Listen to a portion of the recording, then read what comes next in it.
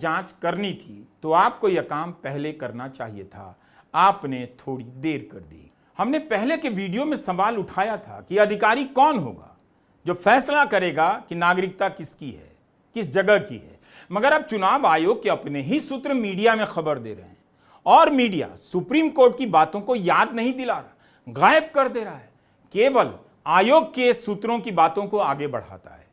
खबर देता है कि आयोग के बीएलओ को अवैध प्रवासी मिले हैं और उनका नाम मतदाता सूची से काट दिया जाएगा। यूं ही काट दिया जाएगा?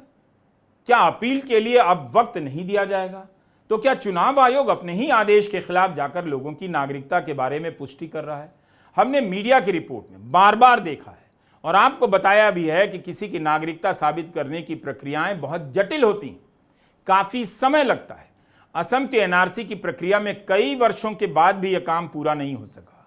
भारत सरकार नागरिकता का कोई एक प्रमाण पत्र जारी नहीं करती है, कई प्रकार के वेरिफिकेशन से ही यह साबित हो पाता है। फिर बिहार के बीएलओ 4 हफ्ते से भी कम समय में इस निष्कर्ष पर कैसे पहुंच रहे हैं कि कौन विदेशी है? वोटर लिस्ट की जब जब समीक्षा होती है तब बड़ी संख्या में नाम काटे जाते हैं, लेकिन उनका आधार अलग होता है। वोटर की मृत्यु हो जाने पर, निवास स्थान बदल जाने पर या फिर दूसरे क्षेत्र का वोटर बन जाने पर। लेकिन बिहार में अभी साबित नहीं हुआ कौन विदेशी है, लेकिन विदेशी होने का भूत खड़ा कर दिया गया। अचानक विदेशी कैसे आए? 2016, 17, 19 में तो नहीं मिले थे। अगर अब पता चल रहा है तो इसकी जवाबदेही किसकी है? 14 जुलाई के इकोनॉमिक टाइम्स में अनुभूति बिश्नोई की रिपोर्ट में एक अनाम पूर्व मुख्य चुनाव आयुक्त का बयान छपा है।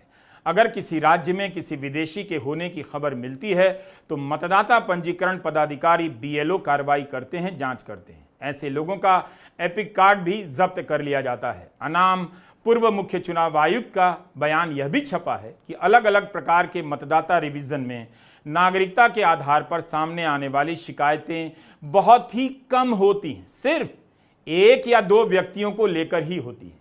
कभी भी हमें ऐसी जानकारी नहीं मिली कि बड़ी संख्या में विदेशियों का नाम मतदाता सूची में शामिल हुआ है। क्या माहौल बनाने के लिए विदेशी का भूत खड़ा किया जा रहा है? सवाल है कि बिहार के वोटर को 2 फॉर्म नहीं दिए जा रहे हैं। कई जगहों पर वोटर कह रहे हैं रिसीविंग पावती प्राप्ति रसीद के रूप में दूसरा फॉर्म नहीं दिया जा रहा है। क्या इन बातों से ध्यान हटाकर बहस को दूसरी दिशा में ले जाने का प्रयास हो रहा है? बिहार से 30 सीटें एनडीए की सरकार में शामिल हैं। इनमें 12 बीजेपी की, 12 जदयू की हैं।